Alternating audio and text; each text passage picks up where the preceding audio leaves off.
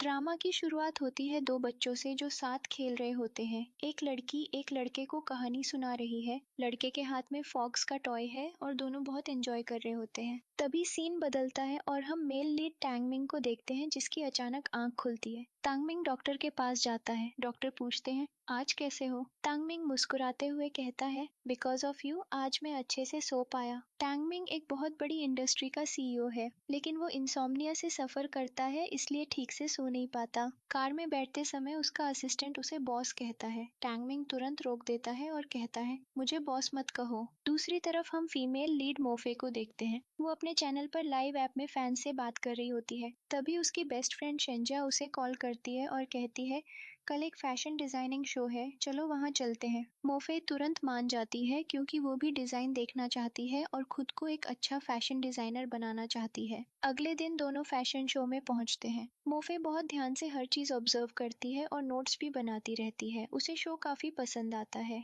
Show के and में एक डिजाइनर ज्यूलिंग आती है और कहती है, ये सारे डिजाइन्स मैंने चाइनीज कल्चर के आधार पर बनाए हैं। सब लोग क्लैप करते हैं। तभी टैंगमिंग भी स्टेज पर आता है और कहता है, ये इंडस्ट्री मेरे फादर ने 30 साल पहले शुरू की थी और अब मैं चाहता हूँ कि चाइनीज ट्रेडिशनल इंडस्ट्री और आगे बढ़े। डिनर टेबल पर मोफे अपनी दोस्त शिंजा से कहती है, मुझे ये डिजाइन्स इतने अच्छे नहीं लगे, और फिर चाइनीज कल्चर और फैब्रिक्स पर डिस्कस करने लगती है। च्युलिंग और टैंगमिंग दोनों उसकी बातें सुन लेते हैं। च्युलिंग उसके पास आती है और पूछती है, क्या तुम मुझे मेरी मिस्टेक्स बताना चाहोगी? मोफे बिना डरे समझाने लगती है कि कहाँ कमी थी और किस तरह का फैब्रिक यूज होना चाहिए था। वो कॉम्प्लीमेंट भी देती है लेकिन साथ ही कमियां भी गिनाती है। टैंगमिंग उसकी नॉलेज देखकर इम्प्रेस हो जाता है। तभी कुछ रिपोर्टर्स वहां आ जाते हैं और हंगामा हो जाता है। इसी बीच मोफे के नोट्स गिर जाते हैं। टैंगमिंग नोट्स उठाता है और कहता है, तुमने हमारे डिजाइन्स कॉपी किए हैं, इसके पनिशमेंट का पता है तुम्हें? मोफे गुस्से में कहती है,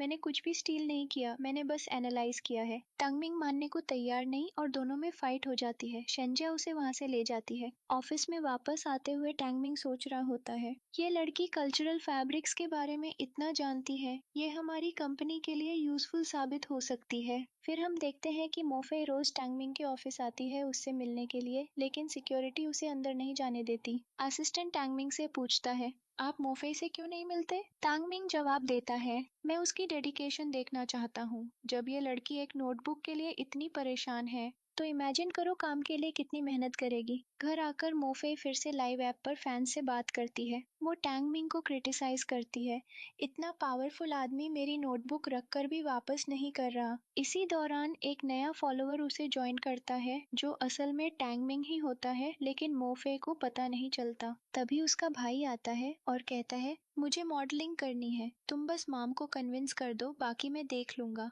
मोफे परेशान हो जाती है। सीन बदलता है और शाओयू की एंट्री होती है। शाओयू फ्रांस से लौटा है और कंपनी में हाई पोस्ट पर है। सभी मॉडल्स उसे देखकर एक्साइटेड हो जाते हैं। बायशा उसे देखकर बहुत खुश होती है और बात करना चाहती है, लेकिन शाओयू के आसपास पहले से ही कई लड़कियां घिरी होती हैं। शाओयू फिर मॉडल्स की ट्रेनिंग देखने जाता है जहां लिंडा उन्हें ट्रेन कर रही होती है। वहीं पर लूजू भी होती है। चेंजिंग रूम में गलती से मिसअंडरस्टैंडिंग हो जाती है, लेकिन बाद में पता चलता है कि शाओयू और लूजू पहले से एक दूसरे को जानते हैं। असल में लूजू तांगमिंग की कजिन सिस्टर है। तांगमिंग और शाओयू पहले बहुत अच्छे दोस्त थे, लेकिन किसी वजह से उनकी दोस्ती टूट गई और अब दोनों एक दूसरे से बात नहीं करते। मोफे एक पुराने एम्ब्रॉयडरी शॉप में डिजाइन्स देख रही होती है। तांगमिंग पीछे खड़ा उसे देख रहा होता है। मिरर में उसकी परछाई साफ दिख रही होती है, लेकिन मोफे बिजी रहती है। तांगमिंग पीछे से उसे टच करता है। मोफे चौंक जाती है और पूछती है, तुम यहाँ क्या कर रहे हो? तांगमिंग हंसकर कहता है, तुम्हें देखा तो मिलने चला आया।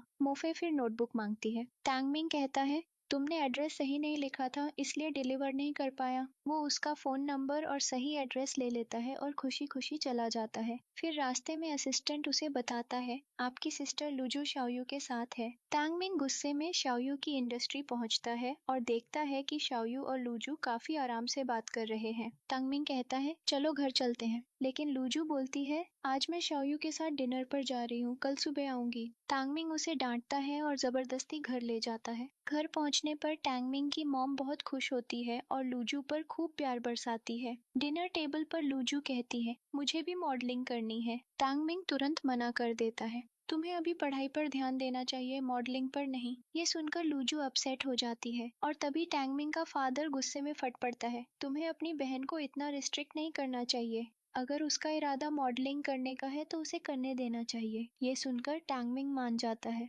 दूसरी तरफ मोफे ने एक ड्रेस तैयार की होती है जिसे लेने के लिए एक कस्टमर आता है। लेकिन वो कस्टमर और कोई नहीं बल्कि बाईशाओ निकलती है, जो कॉलेज के दिनों से ही मोफे की दुश्मन रही है। वो मोफे के बनाए ड्रेस में कमियां निकालना शुरू कर देती है और दोनों के बीच फिर से झगड़ा हो जाता है। घर पहुंचने पर मोफे का भाई उससे कहता है, मेरा सिलेक्शन मॉडलिंग में हो गया है, अब मैं शाओयू की इंडस्ट्री का मॉडल हूँ। ये सुनकर मोफे बहुत खुश हो जाती है और सेलिब्रेशन के लिए बाहर से खाना ऑर्डर कर देती है। जैसे ही वो खाना लेने बाहर जाती है, उसे अपने घर के बाहर टैंगमिंग खड़ा दिखाई देता है। टैंगमिंग उसे देख सोचता है कि वो स्पेशली उसी से मिलने बाहर आई है। वो खुश होकर कार से उतरता है और हाय कहने ही वाला होता है, लेकिन मोफे उसे इग्नोर कर सीधे खाना लेने चली जाती है। ये देखकर टैंगमिंग थोड़ा अपसेट हो जाता है। जब मोफे वापस आती है तो टैंगमिंग पूछता है, तुम खाना लेने गई थी? मोफे जवाब देती है, तो और क्या सोचा तुमने? टैंगमिंग कुछ नहीं कहता, बस उसे एक नोटबुक पकड़ाता है और वहां से चला जाता है। इधर शाओयू को मोफे के बनाए ड्रेस के बारे में पता चलता है और वो काफी इम्प्रेस हो जाता है। उसी समय बाईशाओ वो ड्रेस पहनकर उसकी बुराई करने लगती है। तभी शाओयू वहां पहुंचकर खुद को मोफे से इंट्रोड्यूस करता है। ये देख मोफे बहुत खुश हो जाती है क्योंकि वो शाओयू की बहुत बड़ी फैन होती है। पहली बार मिलने की खुशी में वो कहती है, मेरा सिलेक्शन मॉडलिंग में हुआ और मैं आपसे मिल रही हूँ। शाओयू पहले ही उससे इम्प्रेस हो चुका होता है। जैसे ही शाओयू जाता है, वहां बाईशाओ आ जाती है, जो उनकी बातों को चुपके से सुन रही होती है और फिर वो मोफे से लड़ाई करने लगती है। दूसरी तरफ टैंगमिंग अपनी कंपनी की हालत पर शूलिंग से बात कर रहा होता है क्योंकि इस समय उनकी कंपनी बहुत बड़े लॉस में चल रही होती है। वो लोग सोच रहे होते हैं कि कंपनी को दोबारा पहले जैसा कैसे बनाया जाए। इसके बाद टैंगमिंग मास्टर ली की शॉप पर जाता है और पूछता है, क्या आप हमारे लिए कुछ डिजाइन्स तैयार कर सकते हैं? वहां उसकी नजर मोफे पर पड़ती है और वो उसे बाहर बुला लेता है। मोफे पूछती है, तुम यहाँ क्या कर रहे हो? टैंगमिंग कहता है, तुम यही काम करती हो ना, तो मुझे सारे डिजाइन्स दिखाओ। मोफे उसे डिजाइन्स दिखाना शुरू करती है और टैंगमिंग उन डिजाइन से काफी इम्प्रेस हो जाता है। अचानक वो किसी चीज से टकराकर गिर जाता है और थोड़ा चोटिल हो जाता है। ये देखकर मोफे हंस पड़ती है और टैंगमिंग शर्मा जाता है। उसके बाद टैंगमिंग मोफे को अपने डिजाइन शॉप पर ले जाता है और कहता है, हमें बताओ कि इन डिजाइन्स में क्या कमी है, क्योंकि हमारी शॉप बहुत बैडली परफॉर्म कर रही है। सच सच बताना, मेरी फीलिंग्स की चिंता मत करना। मोफे डिजाइन्स देखकर कहती है, मैं तुम्हें कहीं ले जाना चाहती हूँ। फिर वो उसे शहर के अलग अलग इलाकों में घुमाती है और आखिर में एक छोटी सी दुकान पर ले जाती है। वहाँ एक औरत एम्ब्रॉयडरी का काम कर रही होती है। मोफे टैंगमिंग को उसका काम दिखाती है और कहती है, इसे टच करके बताओ कैसा लग रहा है। टैंगमिंग जैसे ही डिजाइन छूता है, गलती से मोफे का हाथ छू लेता है। मोफे तुरंत हाथ हटा लेती है जबकि टैंगमिंग शर्मा जाता है। टैंगमिंग कहता है, ये डिजाइन गर्माहट लिए हुए है, बहुत नजाकत से बना है, लगता है जैसे किसी ने दिल से बनाया हो। मोफे मुस्कुराकर कहती है, बिल्कुल सही समझे, हर धागे को इतनी परफेक्शन से संभाला गया है कि कोई मशीन इसे कॉपी नहीं कर सकती। तुम्हें भी अपने डिजाइन्स में यही सोल डालनी होगी, क्योंकि यही असली कल्चर है और इसकी ताकत मशीन कभी नहीं ला सकती। वापस लौटते समय मोफेई एक प्रिंस टॉय देखकर खुश हो जाती है। टैंगमिंग तुरंत वो टॉय खरीदकर उसे दे देता है और अपने लिए एक फ्रॉक टॉय लेता है। कार में बैठकर टैंगमिंग अपने असिस्टेंट से पूछता है, अगर कोई लड़की पहली बार किसी को टच करे तो इसका क्या मतलब होता है?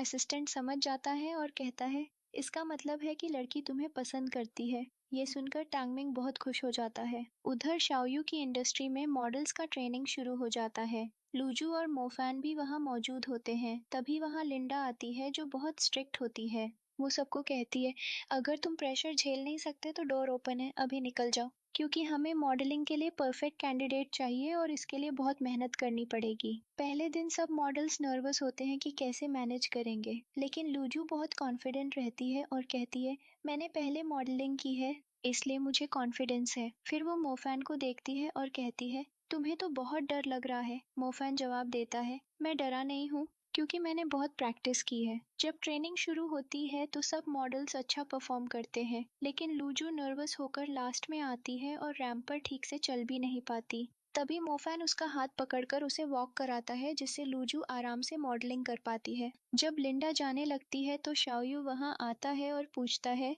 लूजू ने कैसा परफॉर्म किया? लिंडा कहती है, तुम्हें उसकी इतनी चिंता क्यों है? शाओयू कहता है, वो मेरे दोस्त टैंगमिंग की बहन है, इसलिए मेरी भी बहन जैसी है। लिंडा हैरान रह जाती है और कहती है, लेकिन उसने कभी ये मेंशन नहीं किया। शाओयू कहता है, शायद वो अपने गोल्स के लिए लॉयल रहना चाहती है और कनेक्शंस का फायदा नहीं उठाना चाहती। और हाँ, उसे कोई फेवर मत देना, बस थोड़ी केयर कर लेना। लिंडा मान जाती है। इधर टैंगमिंग मोफे के शो में जाता है और वहाँ मास्टर ली से कोलैबोरेशन की बात करता है क्योंकि उसे उनके सारे डिजाइन्स बहुत पसंद आते हैं। मास्टर ली ये डील मान जाती है क्योंकि इससे उनके छोटे शॉप का प्रमोशन बड़े सिटीज में होगा और उनका क्राफ्ट्समैनशिप ज्यादा लोगों तक पहुंचेगा। इसके बाद टैंगमिंग मोफे से मिलता है और दोनों बातें करते हैं। टैंगमिंग उसे घर तक छोड़ने आता है, लेकिन डोर पर पहुंचते ही टैंगमिंग देखता है कि एक डिलीवरी बॉय बाइक से आया है और उसे लगता है कि वो मोफे को हिट कर देगा। टैंगमिंग हीरो स्टाइल में दौड़कर उसे बचाने आता है और खुद ही थोड़ा एम्बैरेसिंग सिचुएशन बना देता है।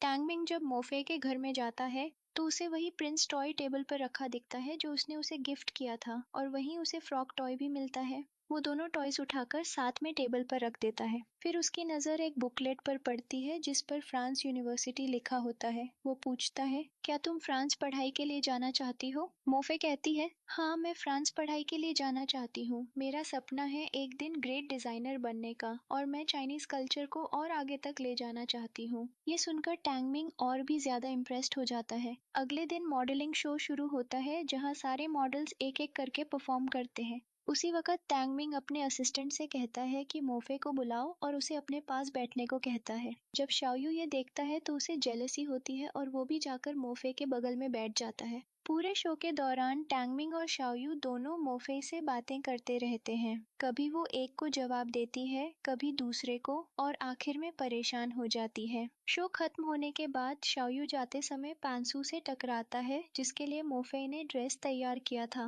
पांसू कहता है, मोफे भी तुम्हारी यूनिवर्सिटी में एडमिशन लेने की कोशिश कर रही है, इसके लिए वो एक खास ड्रेस तैयार कर रही है। ये सुनकर शाओयू शॉक भी हो जाता है और खुश भी। बाद में जब मोफे घर पर शेंजा के साथ काम कर रही होती है तो शेंजा उससे कहती है, तुम्हें दिख नहीं रहा तुम्हारे आसपास कितनी फिशेस तैर रही हैं? मोफे समझ नहीं पाती तो शेंजा कहती है, मुझे लगता है टैंगमिंग और शाओयू दोनों तुम्हें पसंद करने लगे हैं। लेकिन मोफे कोई रिएक्शन नहीं देती और बात टाल देती है। उधर टैंगमिंग अपने ऑफिस में द लिटिल प्रिंस नाम की बुक लेकर बैठा होता है। ये किताब उसे बचपन की उस लड़की की याद दिलाती है जो उसे हमेशा यही कहानी सुनाया करती थी, जैसा हमने पहले एपिसोड में देखा था। फिर सीन मोफैन पर आता है जो एक क्लब में गाना गा रहा होता है। वो अच्छा सिंगर भी होता है इसलिए एक्स्ट्रा इनकम वहीं से कमाता है। लूजू भी अपनी फ्रेंड्स के साथ वहां आती है उसे सुनने। उसकी फ्रेंड्स उसे ड्रिंक के लिए फोर्स करती हैं और बॉटल खत्म करने की चैलेंज देती हैं। मोफैन को ये बिल्कुल पसंद नहीं आता। वो सिंगिंग रोककर स्टेज से नीचे उतरता है और सबको लगता है कि वो फाइट करेगा, लेकिन कामली वो कहता है, मैं ड्रिंक करूंगा, चैलेंज मैं लूंगा। फिर वो सारी बॉटल्स खुद खत्म कर देता है ताकि लूजू को पीना न पड़े। इसके बाद फिर से गाना शुरू करता है जिससे लूजू बहुत इम्प्रेस हो जाती है। इधर मोफे घर पर होती है तभी शाओयू उससे मिलने आता है और एक बहुत एक्सपेंसिव सीजर गिफ्ट करता है। वो कहता है, ये एक मशहूर डिजाइनर की है और बहुत कीमती है, मैं तुम्हें देना चाहता हूँ। मोफे मना कर देती है और कहती है, इतना एक्सपेंसिव गिफ्ट मैं नहीं ले सकती। लेकिन शाओयू कहता है, मुझे पता चला तुम भी मेरी यूनिवर्सिटी में एडमिशन लेना चाहती हो। टेक्निकली तुम मेरी जूनियर हो इसलिए मैं तुम्हें ये देना चाहता हूँ। ये सुनकर मोफे खुश हो जाती है और गिफ्ट एक्सेप्ट कर लेती है। उसके बाद मोफे टैंगमिंग से उसके ऑफिस के बाहर मिलती है। टैंगमिंग पूछता है, तुम अंदर क्यों नहीं आई? मेरी सिक्योरिटी से डरती हो क्या? मोफे जवाब देती है, नहीं, मैं किसी से नहीं डरती। असल में वो सच में गार्ड से डरती थी क्योंकि हर बार उसे बाहर निकाल देते थे। टैंगमिंग को पहले से पता होता है इसलिए वो हंसते हुए कहता है, तो यही वजह थी कि तुमने कंपनी के सीईओ को बाहर बुला लिया। मोफे भी हंस पड़ती है। टैंगमिंग कहता है, चलो सेलिब्रेट करते हैं, आज हमारा कॉन्ट्रैक्ट पूरा होने वाला है। दोनों सेलिब्रेशन के लिए एक छोटे से कैफे में जाते हैं। मोफे बहुत एंजॉय करती है क्योंकि वो कैफे में अक्सर आती थी, लेकिन टैंगमिंग को जगह थोड़ी अजीब लगती है। फिर भी वो मोफे की खुशी के लिए वहीं बैठता है। टैंगमिंग हॉट वाटर मंगवाता है। मोफे सोचती है कि वो पीना चाहता है, लेकिन टैंगमिंग उससे उसके चॉपस्टिक्स साफ करके देता है और कहता है, अब आराम से खाना। ये देख मोफे बहुत टच्ड हो जाती है और पूछती है, तुम मेरी इतनी केयर कैसे कर सकते हो? टैंगमिंग कहता है, तुम्हें भी अपना ख्याल रखना चाहिए। यहाँ का खाना तुम्हें नहीं खाना चाहिए। वापस घर जाते समय मोफेई पूछती है, तुम्हारे पास कार है, फिर तुम मेरे साथ वॉक क्यों कर रहे हो? टैंग मिंग बहाने बनाता है, वॉकिंग डाइजेशन के लिए अच्छी होती है। असल में उसका मकसद बस मोफे के साथ ज्यादा वक्त बिताना था। दूसरी तरफ मोफैन के घर पर लूजू आती है। वो इधर उधर देखती है और प्रिंस थीम टॉय देखकर इंसिस्ट करती है कि वो उसे दे। मोफैन मना कर देता है और कहता है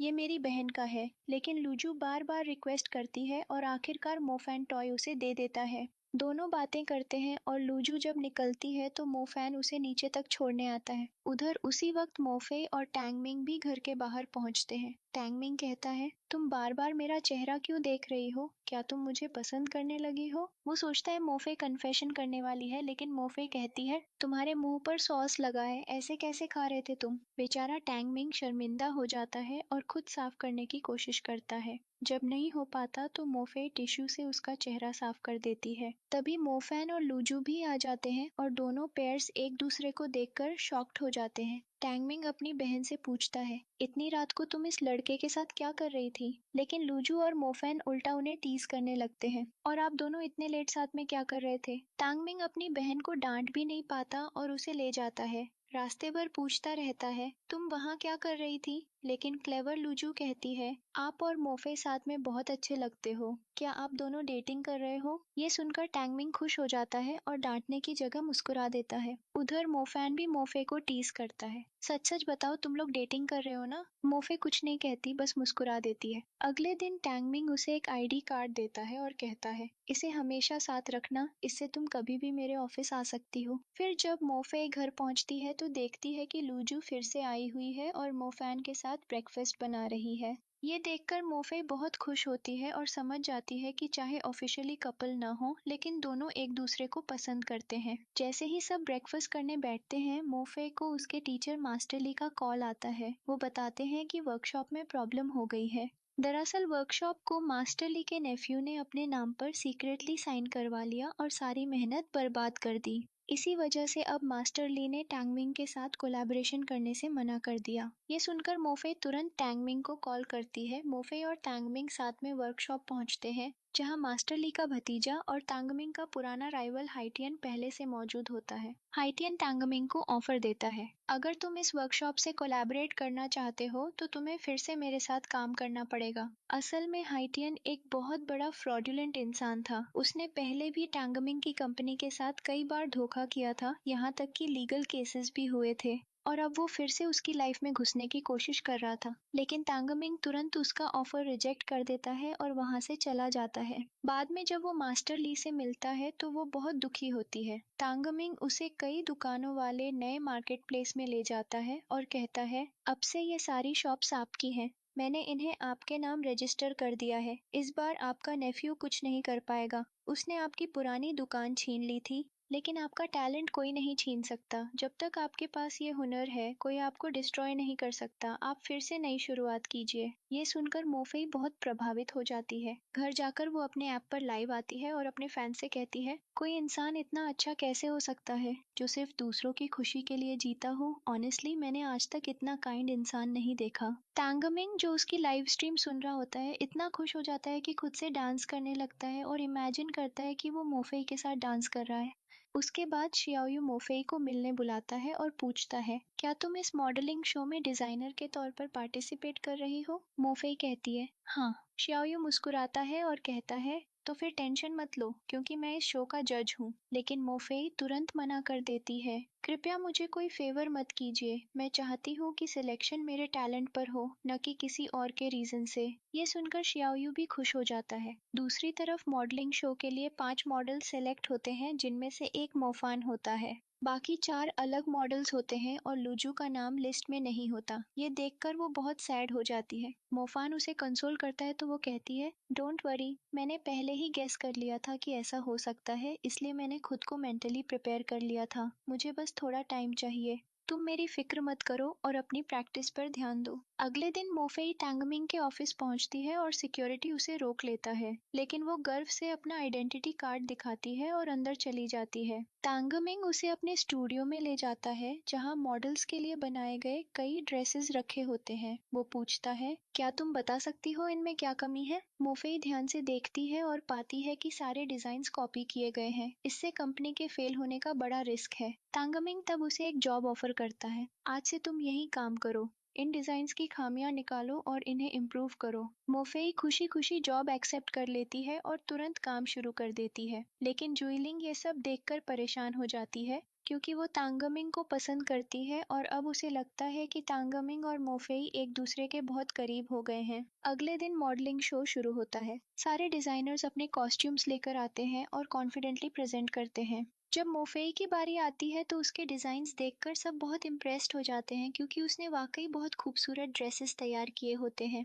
तांगमिंग ऑडियंस में बैठा सब देख रहा होता है। जजेस स्कोरिंग शुरू करते हैं। तभी शियाओयू टैंगमिंग को देखते ही मोफेई को लो स्कोर देने लगता है। नतीजा ये होता है कि मोफेई के मार्क्स सबसे कम आ जाते हैं। मोफेई उदास होकर वहां से निकल जाती है। रास्ते में उसकी मुलाकात बायशाओ से होती है, जो उसे इंसल्ट करते हुए कहती है, यही तुम्हारे लायक था। मोफेई कुछ जवाब नहीं देती और चुपचाप आगे बढ़ जाती है। तभी शियाओयू उसके पास आकर कहता है, चलो मैं तुम्हें घर छोड़ देता हूँ। मोफेई मना कर देती है। शियाओयू पूछता है, क्या तुम मुझसे नाराज हो? मोफेई कहती है, नहीं, नाराज नहीं हूँ। शियाओयू कहता है, अगर तुम मेरी कार में बैठोगी तो मैं तुम्हें बताऊंगा कि मैंने तुम्हें लो मार्क्स क्यों दिए और तुम्हारी गलती कहाँ थी। मोफेई मान जाती है, क्योंकि उसे लगता है कि शियाओयू बहुत बड़ा डिजाइनर है और वो उसे सीख सकती है। तांगमिंग ये सब देख लेता है और बहुत अपसेट हो जाता है। घर पहुंचकर भी मोफेई उदास रहती है। उसका भाई उसे कंसोल करता है, मुझे पता है आज तुम बहुत हर्ट हुई हो, आओ मेरे कंधे पर सिर रखकर रो लो। मोफेई कहती है, नहीं, मुझे रोना नहीं है, क्योंकि मैं जानती हूँ कि मैं भी एक डिजाइनर हूँ और मुझसे भी मिस्टेक्स हो सकती हैं। अब मैं परेशान नहीं होंगी, बल्कि खुद को इम्प्रूव करूंगी। भाई बहन आपस में प्यार भरी बातें करते हैं। उधर तांगमिंग अपने घर पर बहुत बेचैन रहता है, क्योंकि उसने अपनी आंखों से देखा था कि शियाओयू मोफेई को अपनी कार में लेकर गया। वो सारी रात सो नहीं पाता। सुबह होते ही वो मोफेई के घर पहुंचता है और कहता है, शियाओयू से दूर रहो, वो अच्छा इंसान नहीं है। और तुम उसकी कार में क्यों बैठी थी? अगर तुम्हें ट्रैवल में दिक्कत है तो मुझे बता दो, मैं अपना असिस्टेंट भेज दूंगा। मोफेई को ये अजीब लगता है और वो कहती है, मैं तो शियाओयू से दूर रहती हूँ, लेकिन वो खुद मेरे पास आता है, इसमें मैं क्या कर सकती हूँ? तांगमिंग गुस्से में कहता है, मुझे कोई एक्सक्यूज नहीं सुनना, मैं सिर्फ इतना चाहता हूँ कि तुम उससे दूर रहो, बस। और ये कहकर वो चला जाता है। मोफेई ये सारी बात अपनी दोस्त शेंजिया को बताती है। शेंजिया हंसते हुए कहती है, मतलब दो लड़के तुम्हारे पीछे पागल हैं। मोफेई उसे डांट देती है, कुछ भी मत बोलो, ऐसा कुछ नहीं है। बाद में जब मोफेई टैंगमिंग की कंपनी में काम कर रही होती है, तभी शियाओयू और उसका असिस्टेंट बहुत सारे ज्वेलरी सेट्स और एक बुके लेकर वहां पहुंचते हैं। मोफेई शॉक्ड रह जाती है। तभी टैंगमिंग अंदर आता है और गुस्से में कहता है, शियाओयू यहाँ से निकलो। लेकिन शियाओयू कहता है, मैं तुम्हारे लिए नहीं आया, मैं अपनी मोफेई के लिए आया हूँ। ये सुनकर तांगमिंग फ्यूरियस हो जाता है। Repeat what you just said, Xiaoyu दोहराता है, मैं अपनी मोफेई के लिए आया हूँ। तांगमिंग गुस्से से कहता है, ये कंपनी, ये बिल्डिंग, यहाँ खड़े सारे एम्प्लॉयज, इनमें से कोई भी तुम्हारा नहीं है और मोफेई तो बिल्कुल भी नहीं। अगर तुमने आगे से उसका या मेरे किसी भी एम्प्लॉय का नाम लिया तो मुझसे बुरा कोई नहीं होगा। शियाओयू हंसते हुए कहता है, इतना सीरियसली क्यों ले रहे हो, मैं तो बस मजाक कर रहा था। और फिर चला जाता है। उसके बाद तांगमिंग मोफेई को एक शांत जगह ले जाता है और कहता है, आज तुमने देखा ना उसने क्या किया, इसीलिए मैं कह रहा था कि उससे दूर रहो। वो उसे डांटता है। मोफेई भी नाराज हो जाती है, आप मुझे क्यों बार बार टोकते रहते हैं? आपको क्या फर्क पड़ता है मैं क्या करती हूँ? मैं तो सिर्फ आपकी एम्प्लॉई हूँ, तो आपको मेरी इतनी परवाह क्यों है? तांगमिंग कहता है, अपने दिल पर हाथ रखकर खुद से पूछो कि मुझे तुम्हारी इतनी परवाह क्यों है। और ये कहकर वो चला जाता है। मोफेई वहीं खड़ी सोच में पड़ जाती है। क्या तांगमिंग ने अभी अभी अपने फीलिंग्स कन्फेस किए? अगर सच में प्रपोजल था तो वो कोई मैजिकल वर्ड्स कहते, लेकिन उन्होंने कुछ नहीं कहा। इसका मतलब उन्होंने अपने दिल की बात अभी नहीं बताई। ये सोचकर वो भी वहां से चली जाती है। नेक्स्ट सीन में स्वीलिंग टैंगमिंग की माँ से मिलने जाती है। माँ प्यार से पूछती है, आखिर तुम मेरे बेटे की सिर्फ फ्रेंड कब तक रहोगी? मैं चाहती हूँ कि तुम मेरी डॉटर इन लॉ बनो। अब वक्त आ गया है कि तुम टैंगमिंग को अपने दिल की बात बता दो। ये सुनकर सुइलिंग का चेहरा खुशी से खिल उठता है। इधर शाओयू की इंडस्ट्री में एक मॉडल मिसिंग हो जाती है। मजबूरी में लिंडा लूजू को स्टेज पर उतार देती है। शो शुरू होता है। सब अच्छा परफॉर्म करते हैं लेकिन मोफे सिर्फ 4 ड्रेसेस पेश करती है। कॉन्ट्रैक्ट के हिसाब से 5 ड्रेसेस जरूरी थे। जज उसके डिजाइन्स देखकर इम्प्रेस्ड होता है और पूछता है, तुम्हारा 5वां ड्रेस कहाँ है? मोफे कामली जवाब देती है, वो अभी रेडी नहीं है। अगर आप मुझे डिस्क्वालीफाई करना चाहते हैं तो कर सकते हैं। सब उसके काम से इतने प्रभावित होते हैं कि कहते हैं कम से कम 5th ड्रेस की फोटो तो दिखाओ। जब वो फोटो दिखाती है तो लोग और भी ज्यादा इम्प्रेस्ड हो जाते हैं। शाओयू कहता है, ये 5th ड्रेस बहुत ब्यूटीफुल है, इसे कल तक पूरा करके फिर प्रेजेंट करो। मोफे सिर हिलाकर कहती है, नहीं, मैं एक दिन में इसे पूरा नहीं कर सकती, प्लीज मुझे डिस्क्वालीफाई कर दीजिए। और वो स्टेज छोड़कर चली जाती है। बाहर शाओयू उसके पीछे जाता है तो मोफे बताती है, किसी ने मेरा 5वां ड्रेस जला दिया था। ये सुनते ही शाओयू फ्यूरियस हो जाता है और सीधे बाईशाओ पर शक करके उसे जॉब से निकाल देता है। मगर इस बार बेचारी बाईशाओ निर्दोष होती है। दूसरी तरफ टैंगमिंग का मैनेजर बताता है, भले ही मोफे फर्स्ट, सेकंड या थर्ड पोजीशन पर नहीं आई, लेकिन उसकी पॉपुलैरिटी सबसे ज्यादा है। उसी की वजह से कंपनी को रिकॉग्निशन और प्रॉफिट मिल रहा है। बाद में वो मोफे से मिलता है और कहता है, बाईशाओ का तुम्हारे ड्रेस से कोई लेना देना नहीं है। सीसीटीवी में साफ दिखा है कि वो उस रूम में गई ही नहीं। मोफे को बहुत गिल्ट होता है और वो बाईशाओ से माफी मांगने जाती है, लेकिन बाईशाओ उसे डांट कर चली जाती है। इसी बीच जब मोफे काम कर रही होती है, शाओयू उसके पास आता है और थोड़ी देर बात करने के बाद अचानक कहता है, तुम मेरी गर्लफ्रेंड क्यों नहीं बन जाती? मोफे हंसकर जवाब देती है, मैं अपना ख्याल खुद रख सकती हूँ, मुझे तुम्हारी गर्लफ्रेंड बनने की जरूरत नहीं है। शाओयू वहां से निकलता है तो रास्ते में उसकी मुलाकात टैंगमिंग से हो जाती है। टैंगमिंग गुस्से में पूछता है, तुम्हें आखिर चाहिए क्या? हर जगह मोफे के आसपास क्यों मंडराते रहते हो? शाओयू ठंडे स्वर में कहता है, क्योंकि मुझे मोफे पसंद है। टैंगमिंग और भड़क जाता है, तो मुझसे क्या चाहते हो? शाओयू तीखे शब्दों में बोलता है, मैं अपनी बहन का बदला तुमसे जरूर लूंगा, तुम्हें चैन से जीने नहीं दूंगा। इससे साफ हो जाता है कि टैंगमिंग का अतीत में शाओयू की बहन से कोई काला रिश्ता रहा है। बाद में टैंगमिंग मोफे से कहता है, मैंने तुम्हें कितनी बार कहा है उस आदमी से दूर रहो। मोफे गुस्से में कहती है, और मैंने भी तुम्हें कितनी बार कहा है कि शाओयू और मैं सिर्फ अच्छे दोस्त हैं बस। बेवजह ओवरथिंक करना बंद करो। इधर बाईशाओ डिप्रेशन में चली जाती है। काम नहीं मिलने पर बार में बैठकर ड्रिंकिंग करती है। तभी हाइटियन वहां आता है और उसे जॉब ऑफर करता है। बाईशाओ कुछ कंडीशंस रखती है और हाइटियन, जिसे पहले से उस पर सॉफ्ट कॉर्नर है, सब मान लेता है। इसके बाद मोफैन अपनी बहन मोफे से कहता है, मॉम कल आ रही हैं। मोफे बहुत खुश हो जाती है। अगली सुबह दोनों एयरपोर्ट जाते हैं और माँ से मिलकर गले लगते हैं। बाद में शाओयू की इंडस्ट्री में लिंडा मोफैन और लूजू को बताती है, तुम दोनों प्रमोट होकर अब ग्रुप बी में पहुंच गए हो, बस थोड़ी और मेहनत और तुम टॉप मॉडल्स बन सकते हो। लूजू एक्साइटमेंट में कहती है, चलो आज सेलिब्रेट करते हैं, तुम्हारे घर चलते हैं। मोफैन मना करता है, नहीं, घर पर मॉम है, वहाँ पार्टी नहीं हो सकती। लूजू मुस्कुराकर कहती है, तो फिर मेरे घर आ जाओ। रात को जब मोफैन लूजू के घर होता है, लूजू उसकी ओर बार बार देखती रहती है, जैसे उस पर दिल हार बैठी हो। इधर टैंगमिंग मोफे के घर पहुंचता है। मोफे खुशी से उसे गले लगाती है क्योंकि उसे फ्रांस की यूनिवर्सिटी में एडमिशन मिल गया है। तभी उसकी माँ कमरे में आती है और देखती है कि मोफे एक लड़के को गले लगा रही है। टैंगमिंग घबराकर कहता है, हम सिर्फ दोस्त हैं। दोनों वहां से निकल जाते हैं और टैंगमिंग उसे एक जगह ले जाकर कहता है, क्या तुम्हें ये जगह याद है? बचपन में हम यहाँ आया करते थे। मोफे उलझन में पूछती है, कब? टैंगमिंग बताता है कि वो बचपन से एक दूसरे को जानते हैं, लेकिन मोफे को कुछ याद नहीं आता। घर लौटने पर उसकी माँ पूछती है, वो लड़का कौन था? कहीं तुम दोनों डेटिंग तो नहीं कर रहे? मोफे झूठ बोल देती है, नहीं, हम सिर्फ काम के सिलसिले में मिलते हैं। रात को टैंगमिंग उसे मैसेज करता है, आज तुम लाइव क्यों नहीं आई? मोफे जवाब देती है, नींद आ रही है, आज नहीं करूंगी। टैंगमिंग लिखता है, लेकिन अब तो तुम्हारे लाइव के बिना नींद नहीं आती। मोफे ब्लश करती है और उसे बेड टाइम स्टोरी सुनाकर सुला देती है। कुछ दिन बाद एक ग्रैंड पार्टी होती है। अब मोफे इतनी फेमस हो चुकी है कि हर कंपनी उसे हायर करना चाहती है, लेकिन वो हर ऑफर ठुकरा देती है। पार्टी में शाओयू जानबूझकर शॉयलिंग से मोफे के सामने कहता है, टैंगमिंग कहाँ है? सच कहूँ तो तुम दोनों साथ में बहुत अडोरेबल लगते हो। शादी कब कर रहे हो? तुम्हारे बाकी सारे फ्रेंड्स तो शादी कर चुके हैं। ये सुनकर मोफे का दिल टूट जाता है और वो वहां से चली जाती है। बाद में शॉयलिंग शाओयू से अकेले में कहती है, तुमने बहुत अच्छा एक्ट किया। अब मोफे और टैंगमिंग के बीच दरार आ जाएगी। घर जाते समय शॉयलिंग मोफे को कार में बिठा लेती है और उसे सीधे टैंगमिंग के घर ले जाती है। वहाँ टैंगमिंग की माँ दोनों का स्वागत करती है और शॉयलिंग को गिफ्ट देकर कहती है, जल्दी से मेरे बेटे टैंगमिंग से शादी कर लो और मेरे साथ घर आ जाओ। ये सुनकर मोफे का दिल पूरी तरह टूट जाता है। बेचारे तांगमिंग तो उसके लिए गिफ्ट भी लाए थे, लेकिन मोफे उसे लेने से मना कर देती है। यह देखकर तांगमिंग बहुत उदास हो जाता है और वहाँ से चला जाता है। अगले दिन मोफेई अपना बैग पैक करती है और एयरपोर्ट की ओर निकल जाती है, क्योंकि उसे यूनिवर्सिटी के लिए पेरिस की फ्लाइट पकड़नी होती है। रास्ते में वह तांगमिंग को बहुत याद करती है, लेकिन कॉल नहीं करती और सोचती है, मुझे शुइलिंग और तांगमिंग के बीच नहीं आना चाहिए।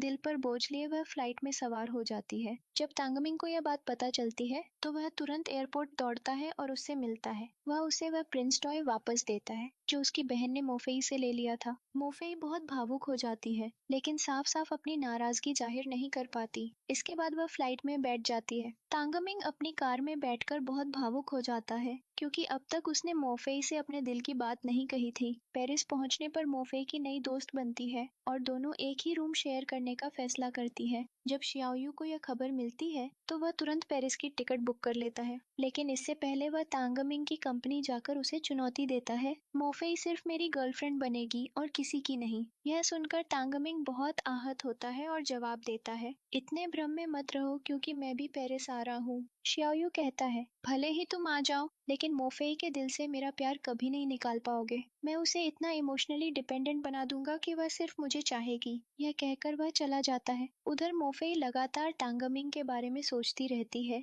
क्योंकि अब उसे एहसास हो चुका है कि वह उससे कितना प्यार करती है। वह मन ही मन सोचती है, शायद तांगमिंग भी मुझे उतना ही चाहता है, इसीलिए तो वह एयरपोर्ट पर मिलने आया और मेरा टॉय लौट आया। तभी उसकी दोस्त पूछती है, किस सोच में डूबी हो? मोफेई जवाब देती है, मैं तांगमिंग के बारे में सोच रही हूँ। मुझे लगता है कि वह भी मुझे पसंद करता है, लेकिन दफ्तर में एक लड़की है शुइलिंग, वह ऊंचे पद पर काम करती है। सब कहते हैं कि वह और तांगमिंग रिलेशनशिप में है और जल्द ही शादी करने वाले हैं। दोस्त समझाती है, तुम्हें लोगों की बातें नहीं माननी चाहिए, इस बारे में सीधे तांगमिंग से बात करो। कुछ ही समय बाद तांगमिंग और शियाओयू दोनों पेरिस पहुंचते हैं। मोफे यह सुनकर बहुत खुश हो जाती है, लेकिन शियाओयू को देखकर चौंक जाती है। तुम यहाँ क्या कर रहे हो? शियाओयू मुस्कुराकर कहता है, मैं तुम्हारे लिए आया हूँ। यह सुनकर मोफे को बिल्कुल अच्छा नहीं लगता, तो वह तुरंत अपनी बात बदल देता है, असल में मेरा कुछ काम था, उसी लिए आया हूँ। अगले दिन जब मोफे सो रही होती है तो उसकी दोस्त उसे उठाती है और कहती है, शियाओयू ने हमारे सामने वाले फ्लैट में घर ले लिया है, आज वह वहीं शिफ्ट हो रहा है। यह सुनकर मोफे बहुत परेशान हो जाती है, उसे समझ नहीं आता कि वह आखिर चाहता क्या है। कुछ देर बाद शियाओयू अपने फ्लैट से बाहर निकलता है और बाहर ही तांगमिंग से टकरा जाता है।